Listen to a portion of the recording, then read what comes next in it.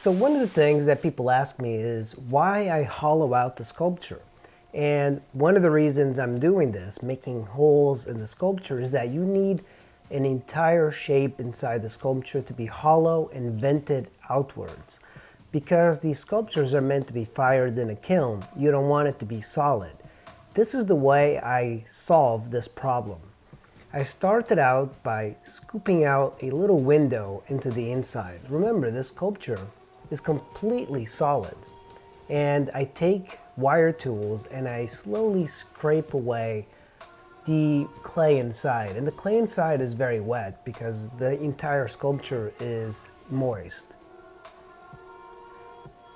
As you work with the sculpture, when it's hollow inside, it tends to dry a little bit faster. But what I do is create these little windows in the sculpture. The key that you have to remind yourself is that you don't want it to be too thin, because the outer shape is going to be the structure of the sculpture. If you make it too thin, it could break and crumble as well. But the purpose, of course, is for firing a sculpture. If you leave it solid, it could potentially work for firing, but most likely it's going to break and it's going to crack, because the clay, when the water evaporates and disappears, and when it's fired even more, it tends to shrink a little bit. So you need to have a little space on the inside for the water and the vapors and the gas to all disappear as you're firing. You have to be very gentle as well. I'm not putting a lot of pressure. I'm using very sharp tools. So I'm creating a hole in the top, because you don't really necessarily need to hollow out the head, but I like to keep it nice and light. Another thing that's important is that if you take your sculpture to get fired at a store or shop, they charge you by the pound. So the lighter the sculpture is, the better. So I try not to go too far forward, and I need to connect the hollow of the brain into the neck, and the neck's going to be much more thin and connected to the torso. So there's going to be a hollow space up there, and I'll just connect it all the way to the torso. You have to do it slowly, and I tend to do it at this stage of the sculpture. You don't want to do this when you completely finish the sculpture. You want to do it midway. And since I already got the gesture of the sculpture, I just went right ahead and did this, because I don't want to put too many details, only to do this later and destroy some of the superficial details that I put on.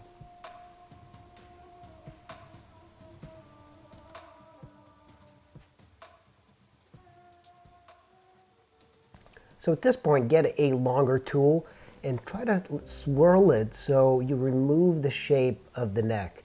You have to kind of estimate the exact middle, because if you are wrong here and it's too far forward, you could break the neck, because there is weight on that neck. But there's an angle, and because this model is rather large, there's a lot of neck in there. Now here at the left deltoid, I'm going to make another hole. I tend to make the holes near the deltoid. You want to find an area that doesn't have a lot of intricate detail and is easily coverable.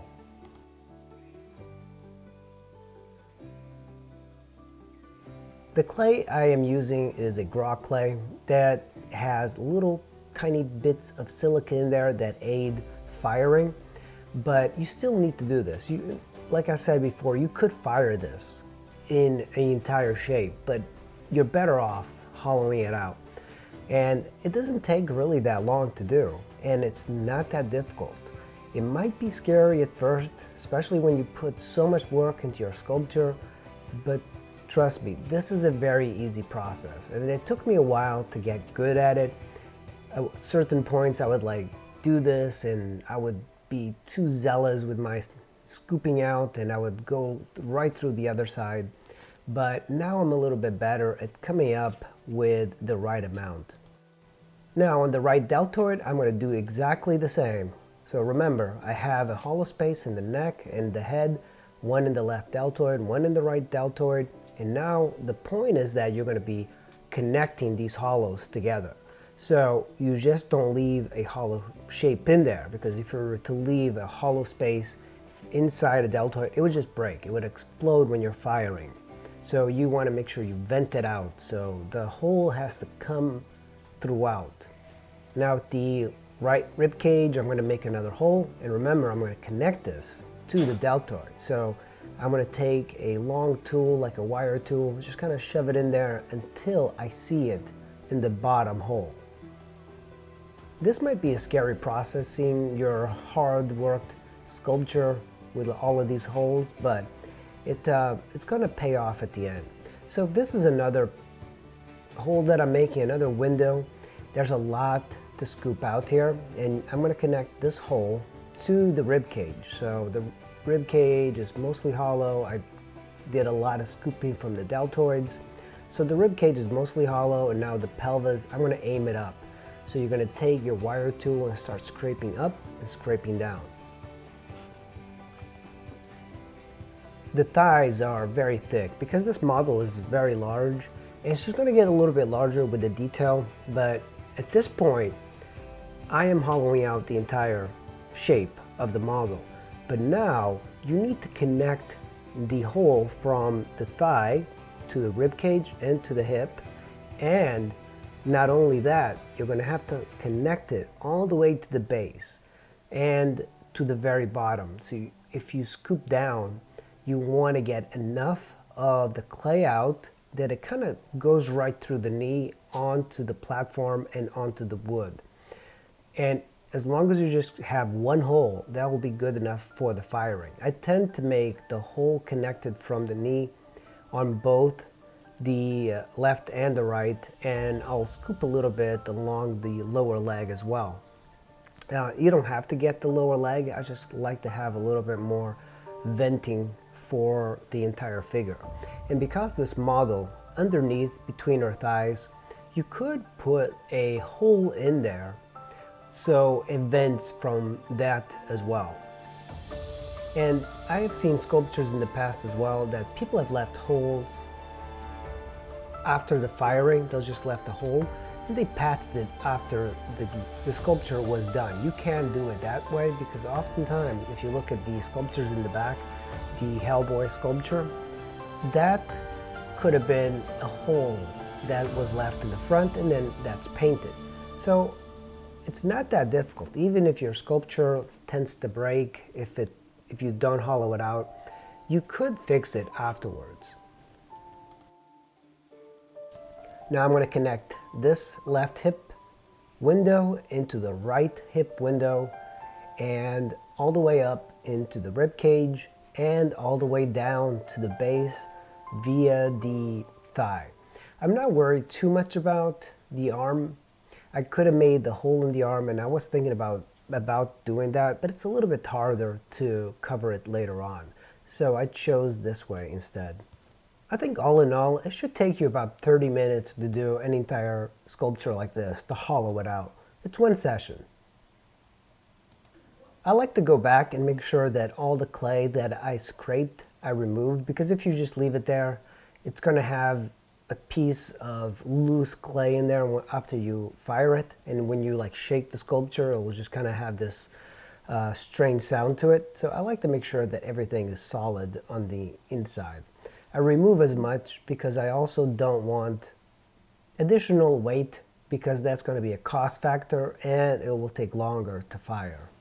Now this section, I am taking the clay that I removed from inside the sculpture. I'm going to make it really wet, and if you see me, I take a wire tool with a serrated edge and I make sure that I remove a little bit around it, get it really wet, because I want the clay that I'm spraying and putting it on there is also wet, and I want it to kind of glue and be seamless. I've done this in the past, and sometimes there's cracks that happen because some of the clay for, say, the thigh is a little bit drier than the clay I'm putting in.